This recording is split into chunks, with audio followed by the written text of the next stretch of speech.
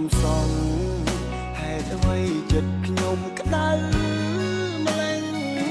ខ្វាយខលយ៉ាងនេះឬហេតុផលនោះចាញ់ស្នេហ៍ខ្មាំងទាំងខ្លួនឯងហើយអូនក៏លែងហ៊ានក្បែរមិត្តភាពព្រួលប្រែហាំងដូចជាអ្នកដតីលួចមើលមុខលួចមានទុកខានទ្វេដងចង់ហៅសារសងប៉ុន្តែអូនលែងទៅស្ដីអូនស្អប់អូនខឹងព្រោះតែបងប្រាប់ស្នេហ៍ស្រី